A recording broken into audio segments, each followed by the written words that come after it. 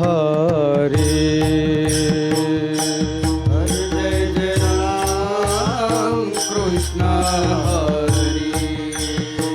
हरि जय जय राम कृष्ण हरि जय जय राम कृष्ण हरि जय जय राम कृष्ण हरि हरि जय जय राम कृष्ण हरि जय जय राम कृष्ण हरि हरि जय जय राम कृष्ण हरि जय जय राम कृष्ण हरि हरि जय जय राम हा हा हरि जय जय राम कृष्ण हरि जय जय राम हरि जय जय राम कृष्ण हरि हरि जय जय राम राम राम जय जय राम कृष्ण हरि हरि जय जय राम कृष्ण हरि जय जय राम रूप पाहता लोचनी सुख झाले ओ साजनी रूप पाहता लोचनी सुख झाले ओ साजनी रूप पाहता लोचनी सुख झाले ओ साजनी रूप पाहता लोचनी सुख झाले ओ साजनी तो हा विठ्ठल बरवा तो हा माधव बरवा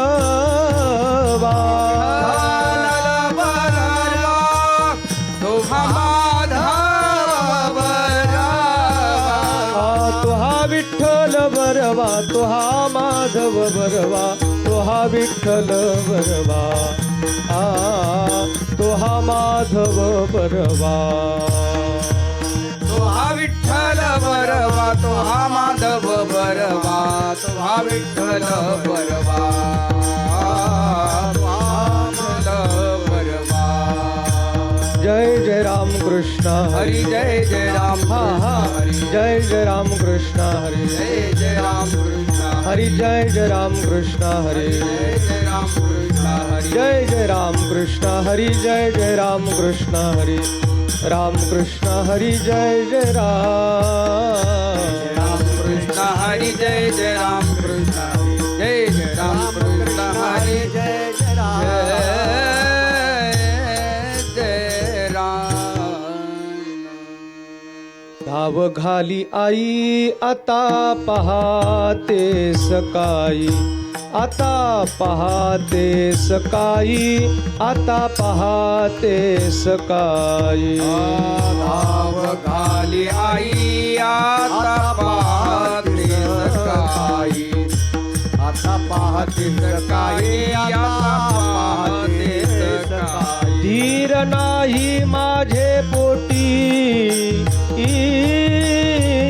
झालो वियोगे हिमपुटी झालो वियोगे हिमपुटी झालो वियोगे हिमपुटी नाही माझे पोटी झालो हिमपुटी झालो वियोगे हा करावे शीतळ बहु झाली हळहळ बहु झाली हळहळ बहु झाली हळहळ करावे शीतळ बहु झाली हळहळ हळहळ बहु झाली हळहळ हा तुका म्हणे डोई कै ठेवी नहे पायी कै ठेवी नहे पायी कै ठेवी नहे पायी तुका म्हणे डोई कै ठेवी नाही पायी कै ठेवी नाही पायी कै ठेवी नाही पायी धीर नाही माझे पोटी झालो वियोगे हिमपुटी झालो वियोगे हिमपुटी झालो वियोगे हिमपुटी धीर नाही माझे पोटी झालो योग ही पोटी झालो योग ही पोटी विठ्ठल विठ्ठल विठ्ठल विठ्ठल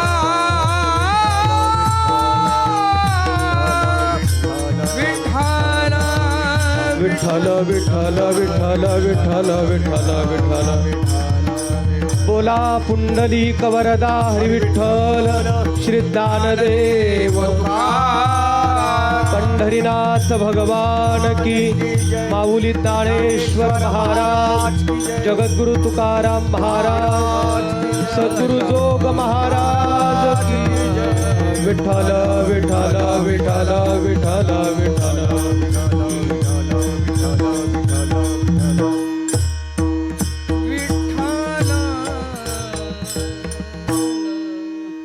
धाव घाली आई आता पहाते सकाळी धीर नाही माझे पोटी झालो वियोगे हिमपुटी.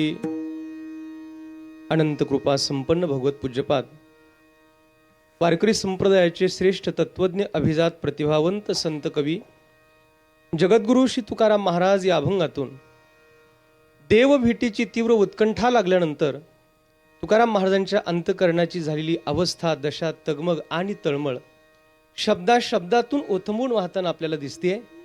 पांडुरंगाला आई या संबोधनाने तुकाराम महाराजांनी जी आर्तहाक मारली आहे त्याच्यातला आजचा अभंग आहे. विठ्ठल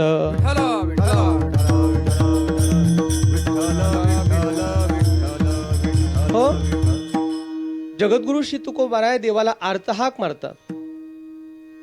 तुकोबारायांवर अशी कोणती वेळ आली का त्यांना थेट देवालाच हाक मारावी लागली.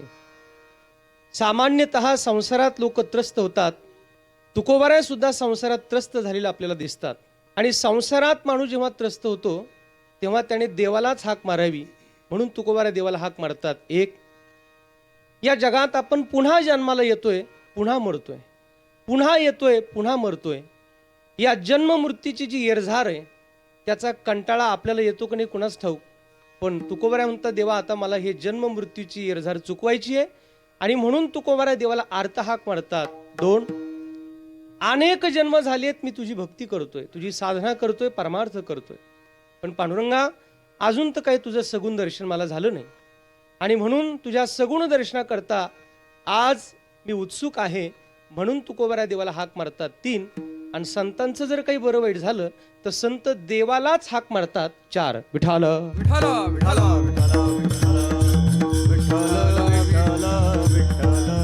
हो चार मुद्दे मी आपल्या पुढ्यात मांडलेत.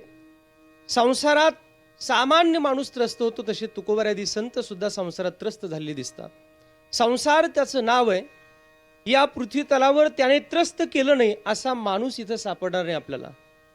म्हणून ज्याचं मूळ दुःख स्वरूप आहे अशा प्रपंचाने जगात सगळ्यांना त्रस्त केलेलं आहे. सामान्य लोकांचं सोडून द्या.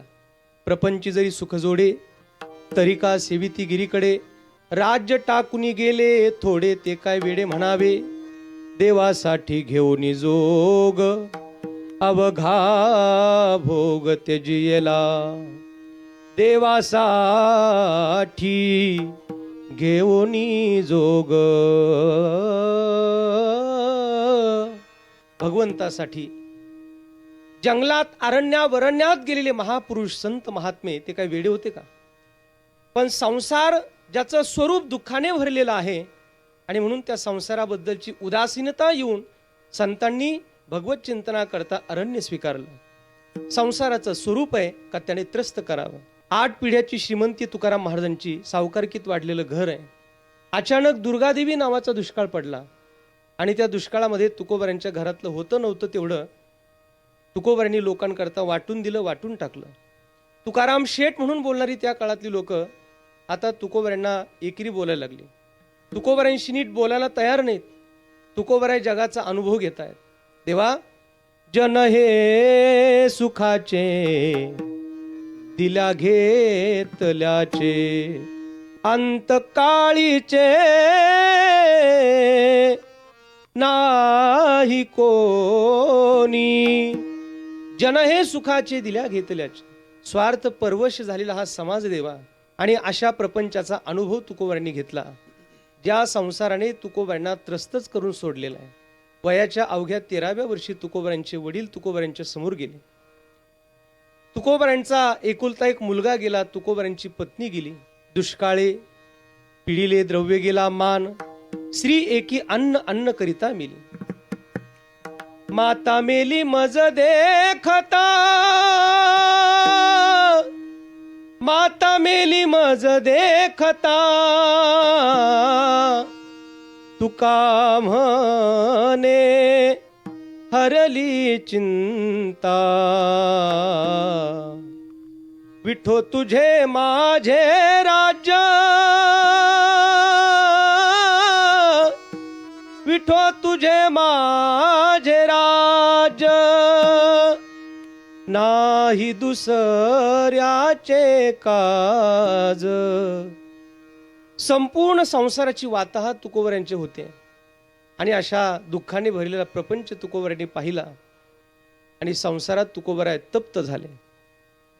संसाराच्या तापे तापलो मी देवा,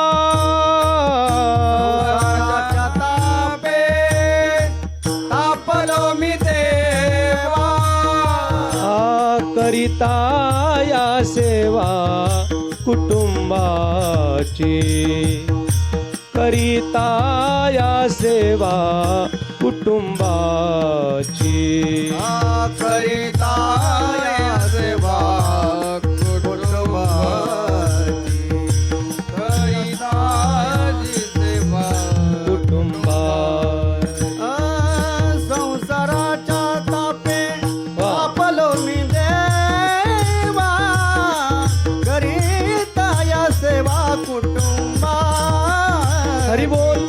करिता या सेवा कुटुंबाची, करिता या सेवा कुटुंबाची. तापलो मी देवा, करिता या सेवा कुटुंबाची, करिता या सेवा कुटुंबाची, करिता या सेवा हो. संसाराच्या तापे तापलो मी देवा, करीता या सेवा कुटुंबाची. देवा, या संसाराने मला तप्त केलंय. या प्रपंचाची काळजी घेता घेता आता नको वाटतं आणि म्हणून सामान्य लोक संसारात त्रस्त होतात तशी तुकोबराय सुद्धा आपल्याला संसारात त्रस्त होताना दिसतात. आणि संसारात त्रस्त झालेले तुकोबराय देवालाच हाक मारतात. एक. दुसरी गोष्ट, पुन्हा जन्माला यायचं, पुन्हा मरायचं, पुन्हा जन्माला यायचं, पुन्हा मरायचं.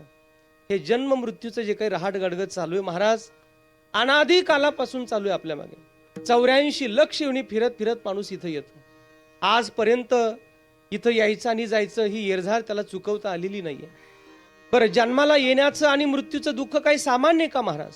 काय सांगू गर्भीची यातना, मज भोगिता नारायणा, मंस मळमूत्र जाणा तुझं क्षणोक्षणा ध्यातस.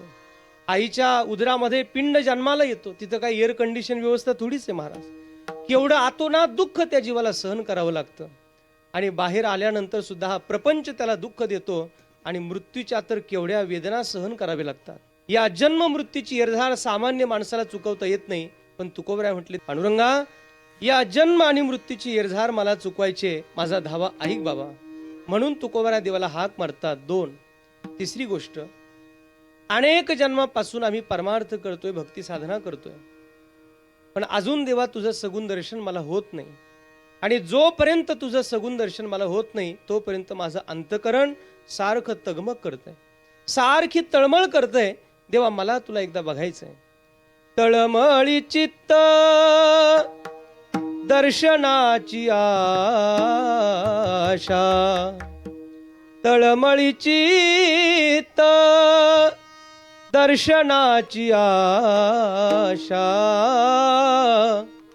बहु जगदीशा करुणा केली, करुणा केली, बहु जगदीशा करुणा केली.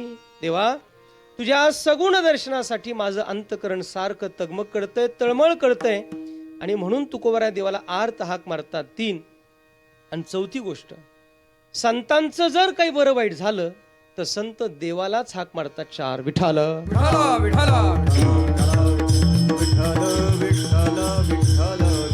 हो. पंढरपूरच्या जवळ मंगळवेढा नावाचं गाव आहे. त्या मंगळवेढ्याचे संत श्रेष्ठ चोखोबार आहे. पांडुरंगाच्या दर्शनाकरता रावळाच्या बाहेर उभे राहायचे. एकटक विठोबाला बघायचे. देवाने हाक मारावी, चोखा, हे डोळ्यातून अश्रू यावेत आणि हात जोडून सांगावं, देवा कसं मी तुझ्याकडे, अरे आलोय ते तुला पाहण्याकरताच आलोय. आज मात्र पांडुरंगाने स्वतःच्या गळ्यातला नवरत्नाचा हार काढला आणि चोखोबऱ्यांच्या गळ्यात फेकला. सकाळी महाद्वार उघडलं गेलं. काकड्याकरिता मंडळी आली आणि त्यांनी बघितलं तर काय, देवाच्या गळ्यात नवरत्नाचा हार नाही. हार गायब झाला. हार चोरीला गेला. हार गेला कुठे? बाहेर पाहतात चोखोबऱ्या उभे आणि चोखोबऱ्यांच्या गळ्यातला हार पाहिला. धावत ही लोक आली आणि चोखोबऱ्यांना मारायला सुरुवात केली. चोखोबऱ्या म्हणतात, देवा एवढी वर्ष झाली मी तुझ्या दर्शनाकरता येतो, आजपर्यंत या पहिल्या पायरीला सुद्धा कधी हात लावला नाही आणि आज ही लोक मला मारतात. तू नुसताच माझ्याकडे पाहतो देवा, अरे तू करतो काय? धाव घाली विठू आता, चालू नको मंद, बडवे मारिता ती मज, हा काय अपराध.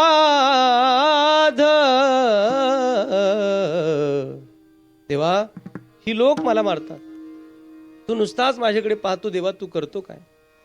हे लोक मला विचारतात, सांग देवाच्या गळ्यातला नवरत्नाचा हार तुझ्या गळ्यात आला कसा? विठोबाचा हार तुझ्या कंठी कैसा रे आला आला. देवा हे लोक मला विचारतात, सांग देवाच्या गळ्यातला हार तुझ्या गळ्यात आला कसा? काय चोखोबऱ्यांनी जाब विचारलाय महाराज पांडुरंगाला. आज त्याचा परिणाम असा आहे, पांडुरंगाच्या दर्शनाला जर आपण गेलात तर पहिलं दर्शन संत श्रेष्ठ चोखोबऱ्यांचं, दुसरं दर्शन आमदारांच्या पायरीचं आणि तिसरं दर्शन पांडुरंगाचं. विठाल विठ्ठल विठ्ठल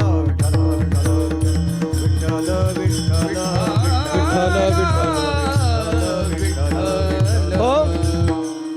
तुकोबऱ्या देवाला सांगता, देवा संसाराने त्रस्त मलाही केलंय, जन्म मृत्यूची एरझार तर मलाही चुकवायची आहे, सगुण दर्शनाची आस तर मलाही लागली म्हणून तर तळमळ करतोय आणि या प्रपंचात चोखोबऱ्यांप्रमाणे आमचं खूप काही बरं वाईट झालेलं आहे आणि म्हणून अजूनही तुझं लक्ष माझ्याकडे जात नाही. देवा अरे पांडुरंगा, माझ्याकडे येत असताना तू असा चालत येऊ नको.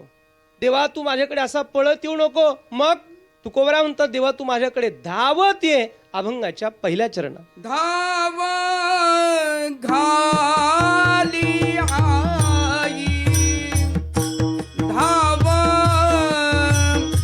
घाली आई, धाव घाली आई, धाव घाली आई, धाव घाली आई, धाव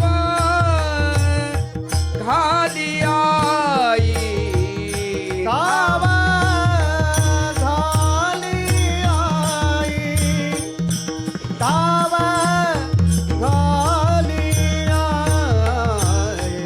आता पहाते सकाळी, आता पहाते सकाळी, आता पहाते सकाळी, हिरा नाही माझे पोटी, हिरा नाही माझे पोटी, हिरा नाही माझे पोटी, हिरा नाही माझे पोटी.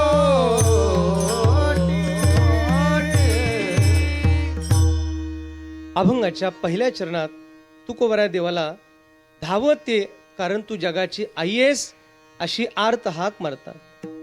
देवा तू माझ्याकडे येताना चालत पळत येऊ नको, तर धावत ये.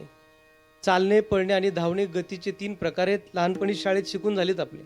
कल्पना करा, एखादी माय माऊली शेतात काम करते आणि तिचं काम चालू आहे. 3-4 वर्षाचं तिचं छोटं लेकरू खेळता खेळता विहिरीच्या काठावर गेलं लेकराने विहिरीच्या काठावर जाऊन बघितलं, पाण्याने तुडुंब भरलेली विहीर, आणि ते लेकरू त्या विहिरीत डोकावून पाहत आहे. न जाणो लेकराचा पाय जर घसरला तर ते लेकरू आता पाण्यात पडणार आहे.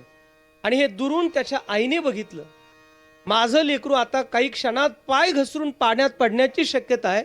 हे पाहिल्यानंतर त्या लेकराची आई चालत गेली. श्रोते, बरोबर आहे का? त्या लेकराची आई पळत गेली, हे तरी बरोबर आहे का? नाही, त्या लेकराची आई धावतच गेली पाहिजे, नाहीतर ती आई नसली पाहिजे. कारण लेकराचं दुःख आईला जेवढं माहिती तेवढं जगात कोणाला माहिती नाही. देवा, तू तर जगाची आई आहेस. मला काय दुःख आहे, माझ्यावर किती संकट येतात, हे माझ्यापेक्षा तुला चांगलं माहिती आहे. आणि अजूनही तुला माझी काळजी वाटत नाही. देवा, चालत पळत येऊ नको, धाव घाली आई. देवा, तू धावत आला पाहिजेस. तुकोबाराय आर्त हाक मारतात. लेकरू जर रडायला लागलं तर आईच धावते महाराज. आई आईच आहे. आणि म्हणून तू तर जगाची आई आहेस देवा. या जगाचा खटाटोप तू तयार केलाय, या जगाला निर्माण तू केलंय. आणि तुला कळू नये मला काय दुःख आहे. तुला माझी काळजी का वाटत नाही पांडुरंगा? येई वो येई वो येई वो येई वो येई वो येई वो येई वो येई वो धावोनिया येई वो येई वो येई वो येई वो येई वो येई वो येई वो येई वो येई वो येई वो येई वो येई वो धावोनिया येई वो येई वो येई वो येई वो विलंब का वाया लावियला कृपाळे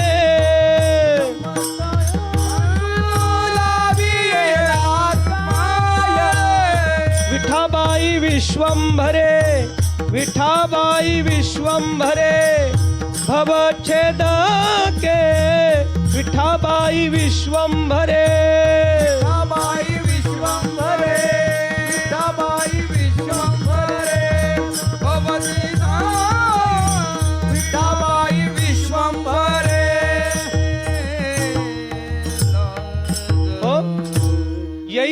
हो, येई वो धावून या, विलंब का वाया लाविला कृपाळे. तुकोबाराय म्हणतात, देवा का विलंब लावतोस? देवा तू धावत ये, कारण तू जगाची आई आहेस. आता पाहतीस काही, काय पाहतोस देवा? मी चांगला आहे का वाईट हे पाहतोस का? मी पापी आहे का पुण्यवान हे पाहतोस का? मी सज्जन आहे का दुर्जन आहे हे पाहतोस का? देवा काय पाहतोस? काय येत नाही माझ्याकडे? मी कसा हे मी स्वतःच तुला सांगतो ना. मी तव अनाथ अपराधी कर्महीन मतिमंद बुद्धी तुझ म्या आठविले नाही कधी वाचे कृपा निधी माय बापा नाही ऐकिले गायले गीत धरिली लाज सांडिले हित नावडे पुराण वैसले संत केली बहुत परनिंदा नाही केला करविला पर उपकार नाही दया आली पीडिता पर करू नये तो केला व्यापार वाहिला भार कुटुंबाचा असंग संग घडले अन्याय बहुत अधर्म उपाय नकळे हित करावे ते काय नये बोलू आठवते देवा अरे अनेक अपराध दोष माझ्याकडून घडले हे मी स्वतःच तुला सांगतो पण मी कसाही असेल जसा असेल तसा तुझा आहे तुका म्हणे तुझा जैसा तैसा दास न करी उदास माय बापा देवा मी असा असा आहे काय पाहतोस तू आता पाहतेस काही धाव घाली आई देवा काही बघू नको मी जसा आहे तसा तुझा आहे तू माझ्यासाठी धावत ये तुकाराम महाराजांना विचारलं महाराज तुम्ही एवढी तगमग करताय देवाच्या भेटीसाठी आम्हाला कळालं पण हा देव कधी कोणासाठी धावत गेलाय का का तुम्ही विनाकारण एकटेच त्याला आर्तहाक मारत बसलाय तुकाराम महाराज म्हणले असं नाही तो अनेकांसाठी धावत आलाय माझ्याकडे त्याचे पुरावे आहेत मागे बहुत जना राखिले आडनी मागे बहुता राखिले आडनी मागे बहुता जना राखिले आडनी मागे बहुत जना राखिले आडनी धावसी निर्वाणी नाम घेता धावसी निर्वाणी नाम घेता धावसी निर्वाणे नाम घेता धावसी निर्वाणे नाम घेता. हो मागे बहुता जना राखिले आडणी धावसी निर्वाणी नाम घेता ऐसे ठावे झाले मज बरव्या परी म्हणूनी करी धावा तुझा. देवा तू अनेक वेळेला अनेकांसाठी धावत गेलेला आहेस, ऐसे ठावे झाले मज बरव्या परी म्हणून मी तुझा धावा करतोय. कोर्ट पुरावे मागतं. तुकाराम महाराज तुम्ही देवाचा धावा करताय, देवाला आर्त हाक मारताय, मान्य आहे, पण तो कधी कोणासाठी धावत गेलाय का? तुकाराम महाराज म्हणले मी सगळे पुरावे घेऊन आलो. बर काय पुरावा आहे तुकाराम महाराज सादर करा. कोणासाठी आला धावत? प्रल्हादा कारणे स्तंभी अवतार माझा का विसर माय बापा. कोणासाठी धावत आला त्याचा पहिला पुरावा तुकोबारांनी सादर केला. प्रल्हादा कारणे स्तंभी अवतार. प्रल्हादा करता धावत आला म्हणाले. नाव घेऊन इति देवाचे हे ब्रीद हिरण्यकशिपूचे. अशा हिरण्यकशिपूच्या राज्यात भक्त प्रल्हाद अवतरला. श्रीमद भागवताने फार गोड कथा गायली आहे. आणि लहानपणातच षंड आणि अमर्क नावाच्या दोन शिक्षकाकडे प्रल्हादाला आसुरी विद्या ग्रहण करण्याकरता पाठवलं. षंडामर्काकडे जाऊन प्रल्हाद भगवंताचं भक्ती चिंतनच शिकू लागला. सगळ्या मुलांना प्रल्हाद एकत्र करायचा आणि सगळ्यांना सांगायचं, बाबांनो अनमोल किमतीचं मानवी शरीर ईश्वराने आपल्याला दिलंय. हे मानवी शरीर संसारात विषयात व्यसनात उद्ध्वस्त करण्याकरता नाही दिलं देवाने आपल्याला. कौमाराचरेत प्राज्ञो धर्मान भागवतानिह दुर्लभम मानुषम जन्म तदप्य ध्रुवमर्थदम. अनमोल किमतीचं मानवी शरीर आहे, याचा उपयोग आपल्याला भगवत चिंतनात करायचा आहे. आणि खरंच आहे महाराज, ईश्वराने दिलेला नरदेहाचा उपयोग हा भगवंताच्या चिंतनातच शोभतो, अन्य कुठेही शोभत नाही. म्हणून प्रल्हादाने सगळ्या मुलांना एकत्र केलं आणि भगवंताचं भजन शिकवलं. 1 महिन्यांनी हिरण्यकशिपूला वाटलं नेमकं पोरग काय शिकले जरा बघून यावं. हिरण्यकशिपू आला, प्रल्हादाला मांडीवर घेतलं आणि विचारलं, बाळा काय शिकला षंडामर्काकडे? प्रल्हादाने सांगितलं, बाबा मी नवविध प्रकारची भक्ती शिकलोय. श्रवणम कीर्तनम विष्णू स्मरणम पादसेवनम अर्चनम वंदनम दास्यम सख्यम आत्मनिवेदनम. मी नवविध प्रकारची भक्ती शिकलोय बाबा. धाडकन खाली टाकून दिलं मांडीवरून हिरण्यकशिपूने. मूर्खा हे शिकलास? षंडामर्काला बोलावलं. अरे हे कुणी शिकवलं? म्हणले महाराज आम्ही नाही शिकवलं. अरे मग तुम्ही नाही शिकवलं तरी सुद्धा माझा मुलगा देवाच्या भक्तीबद्दल कसं काय बोलतो? म्हणले महाराज तेच तर कुठं उलगडत नाही. अजून 2 महिन्यांनी येतो म्हणले बघायला. माझ्या पोराला आसुरी विद्या शिकवा, देवाचं नाव त्याच्या तोंडात नाही आलं पाहिजे. आणि मग 2 महिन्यांनी आता पुन्हा हिरण्यकशिपू बघायला येतोय. प्रल्हाद नेमकं काय शिकलाय. इकडं प्रल्हादाने सगळी मुलं एकत्र केली आणि प्रल्हाद भगवंताचं भजन करतोय. सगळे मुलंही भजन करतात आणि प्रल्हादही नाचतो आणि सगळी मुलंही नाचतात. षंडामर्क धावत आले, बघितलं तर काय वर्गात सगळी मुलं नाचतायत. षंडामर्काने प्रल्हादाला पकडलं, प्रल्हादाच्या अंगाला हात लावला आणि करण बसावा असं झालं. आपोआप षंडामर्क दोघे नाचायला लागले. आणि तेवढ्यात हिरण्यकशिपू बाहेरून आला आणि त्याने बघितलं तर काय मुलंही नाचतात, प्रल्हादही नाचतो आणि षंडामर्कही नाचतात. ताड ताड ताड धावत आला, षंडामर्काला लाथ घातली आणि विचारलं, म्हणले मूर्खांनो मुलगा भजन करतो, बाकीची पोरं भजन करतात, नवल नाही, तुम्ही पण नाचता त्याच्यासोबत? थरथर कापत उभा राहिले. म्हणले महाराज क्षमा करा, आम्ही तुमच्या पोराला भजन शिकवत नव्हतो. तुमचा मुलगा भजनात नाचत होता, त्याला अडवण्याकरता थांबवण्याकरता म्हणून आम्ही इथं आलो आणि त्याच्या अंगाला हात लावला थांबवण्याकरता. आणि अंगाला हात लावल्याबरोबर आम्ही आपोआप नाचायला लागलो. हिरण्यकशिपूला वाटलं खरंच अशी काही प्रल्हादाच्या अंगात जादू बिदू आहे का, म्हणून त्याने असा प्रल्हादाला अंगाला हात लावला आणि प्रल्हादाच्या अंगाला हात लावला तर त्याला काहीच झालं नाही. मग तो म्हणला शंडामर्कांना, मग आता मला का काही होत नाही? शंडामर्क म्हणले, महाराज तुमचा बल्बच गेलेला आहे आणि गेलेला बल्ब भजन करत नाही.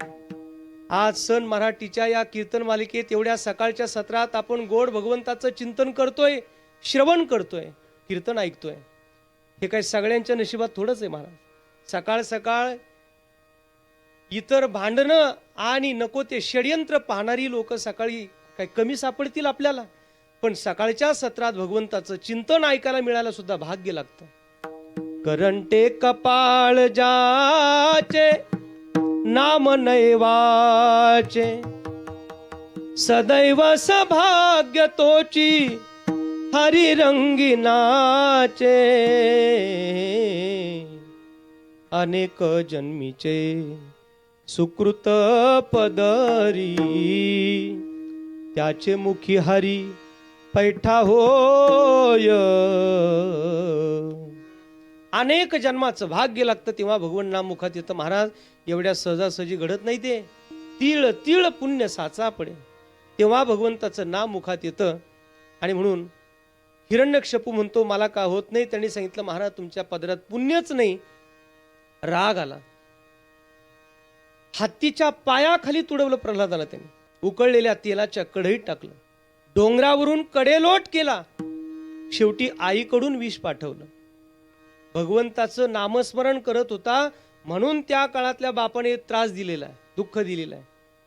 प्रल्हादासी पिता करीतो जाचनी,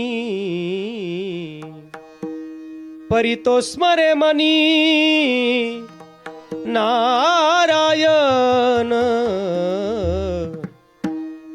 एवढ्या सगळ्या यातना दिल्या तरी सुद्धा प्रल्हादाचं भजन बंद होत नाही.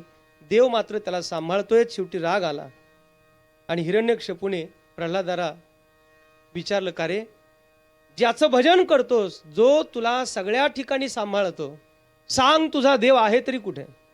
प्रल्हादाने सांगितलं, बाबा देव नाही अशी जागा मला दाखवा.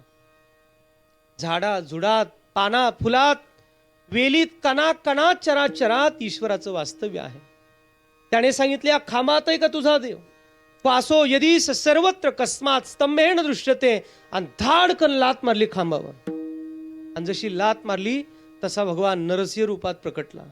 गुर गुर गुर गुर असा आवाज करत भगवान नरसिंह प्रकटला. हिरण्यकश्यपूला आपल्या मांडीवर घेतलं आणि आपल्या दोन्ही नखांनी हिरण्यकश्यपूचं पोट फाडलं. मृत्यूच्या अवस्थेत असणारा हिरण्यकश्यपू पण अभिमानाने इतका ग्रस्त होता. शेवटी त्याचे हात देवासमोर जोडले गेले पाहिजे होते, पण त्याही वेळेला त्याचे हात तलवारीकडे गेलेत. अभिमान किती खोलवर गेलेला असतो याचं हे मूर्तिमंत उदाहरण आहे. आणि शेवटी प्रल्हादाकरिता भगवान नरसिंह रूपात प्रकटला. आणि हे तुकाराम महाराजांनी हेरलं आणि तुकाराम महाराजांनी सांगितलं, आला होता ना तू प्रल्हादा करता, मग आता माझ्या करता का नाही? धाव घाली आई आता पहाते सकाळी, आता पहाते सकाळी, आता पहाते सकाळी. धाव घाली आई आता पहाते सकाळी, आता पहाते सकाळी, आता पहाते सकाळी. धाव घाली आई आता जय हो. पाहते सकाळी, आता पाहते सकाळी, आता पाहते सकाळी. धाव घाली आई आता पहाते सकाळी, आता पहाते सकाळी, आता पाहते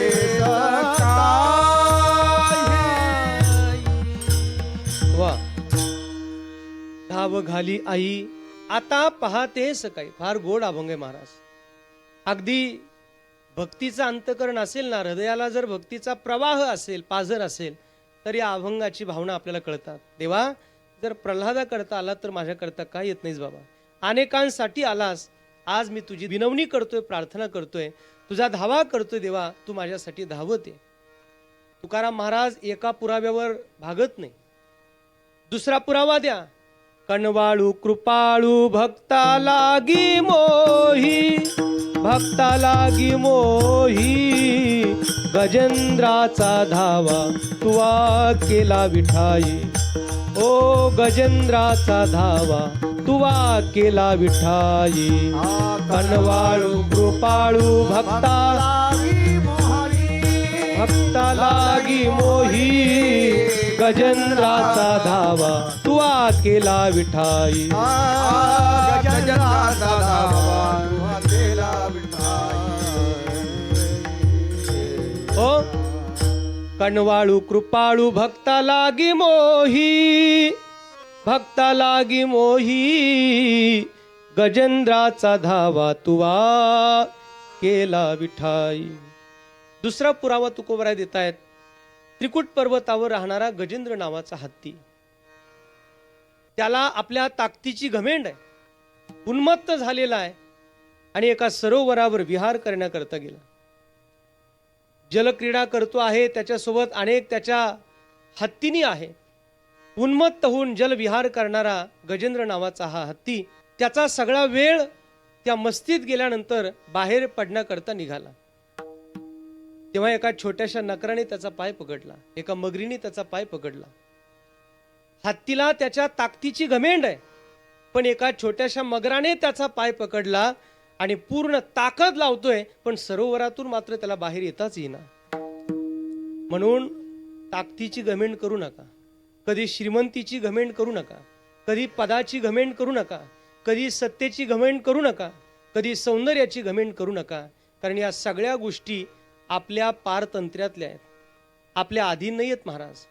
आपण ईश्वराच्या सृष्टीत राहतो, त्याच्या सत्तेत राहतो.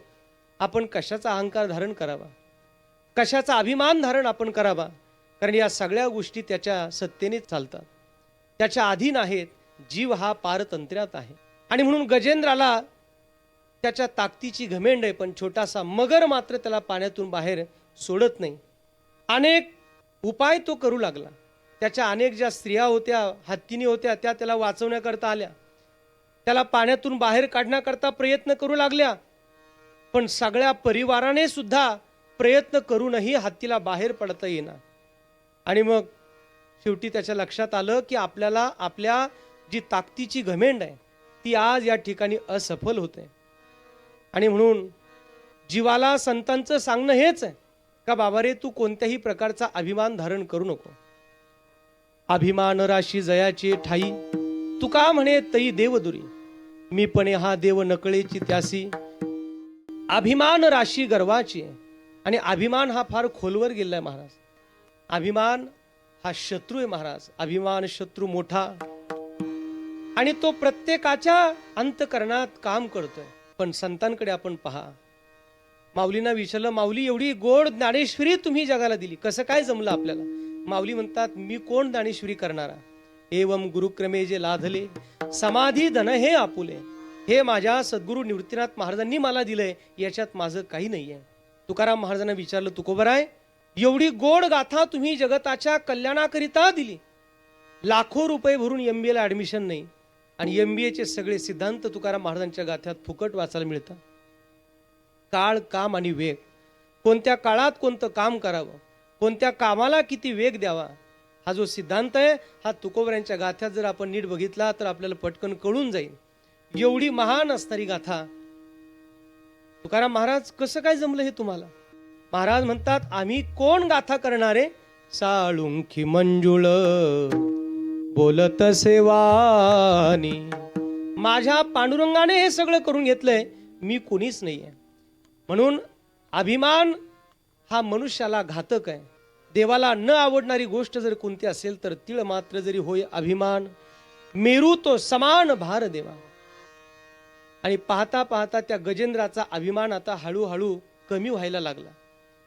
मी फार कुणीतरी मोठा माणूस आहे, माझ्यात फार मोठी ताकद आहे, माझा मोठा परिवार आहे, याचा जो अभिमान आहे त्याला तो मावळायला लागला.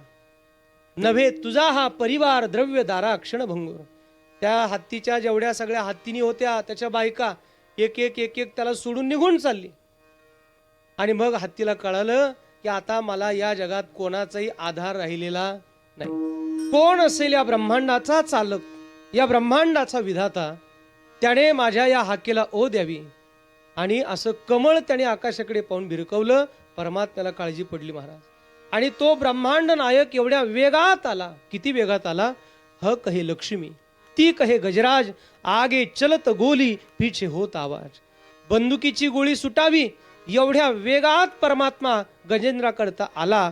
गजेंद्राकरता धावला. त्याला सरोवरातून बाहेर काढलं. तुकाराम महाराजांनी त्याला हेरलं. आणि तुकोबराय म्हणतात, देवा आला होता ना गजेंद्राकरता, जर तू प्रल्हादाकरता आला होता, जर तू त्या गजेंद्राकरता आला होता, मग माझ्याकरता का नाही? विठ्ठल विठ्ठल विठ्ठल विठ्ठल विठ्ठल विठ्ठल विठ्ठल विठ्ठल विठ्ठल